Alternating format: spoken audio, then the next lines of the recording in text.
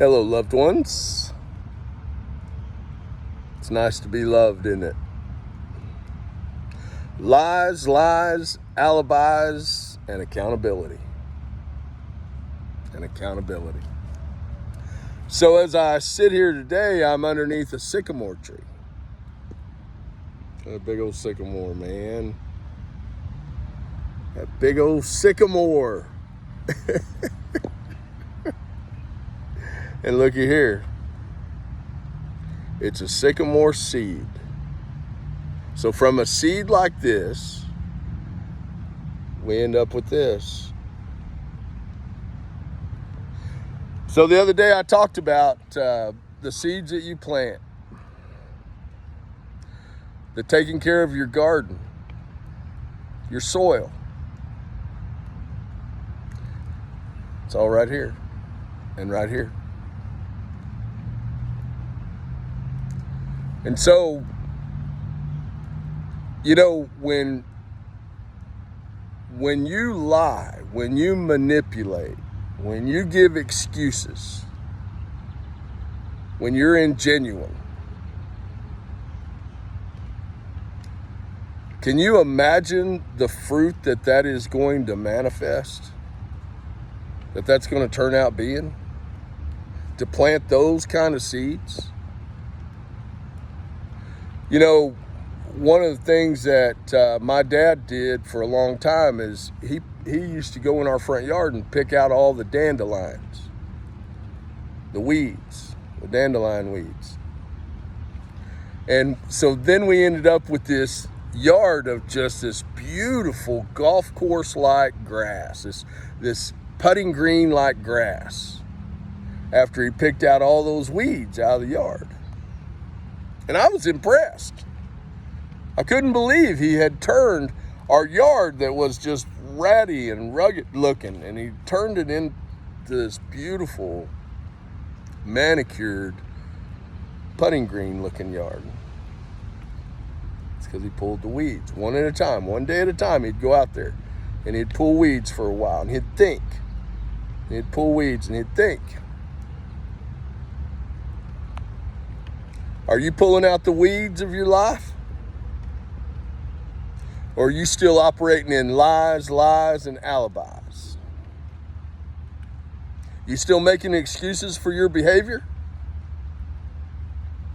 Or are you doing the things that amend those people that you've harmed, that you've hurt, that you have bewitched, that you've bewitched? With your drastic lies, your audacious behavior, your inability to be responsible for the lies that you've told, for the harm that you've caused, the deceit that you've lived by. And see, that's the beautiful thing about the universe and the way God has constructed the universe, is you will reap it. It's a whirlwind, man. It's a whirlwind. And that which you give, it shall be given unto you. Pressed down, shaken together, and running over, and it'll be poured right in your lap. And it may not happen instantly. Most of the time it doesn't. Most of the time the universe gives you a chance to fix it. Tugs on you, pulls on you to fix it. But if you don't, beware.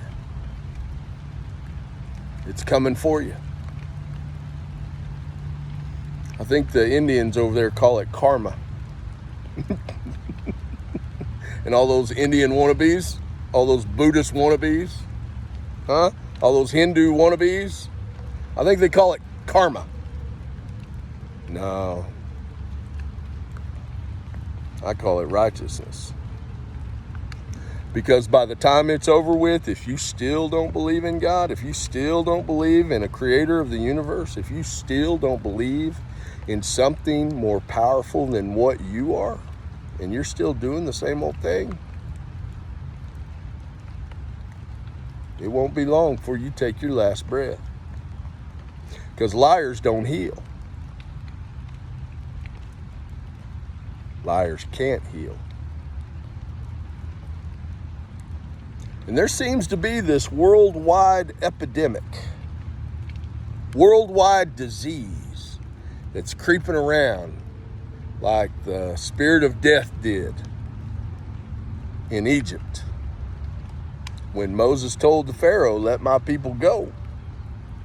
And they did not. The Pharaoh did not. You better start cleaning up your messes. You better start today. Because if you don't, spirit of death's gonna get you. And it'll eat you away a little bit at a time, and a little bit at a time, and a little bit at a time. Your whole life will fall apart around you. It'll fall apart around you. And you will lose your peace. You won't trust anybody around you because you can't. Because you're not trustworthy. It'll eat you from the inside to the outside. Yeah. Get your life right. Get your life right. And if you don't know how, you better ask somebody who has their life right.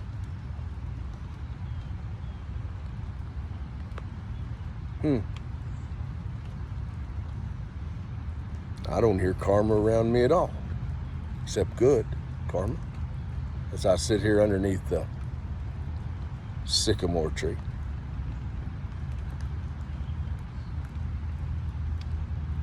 Get your life right.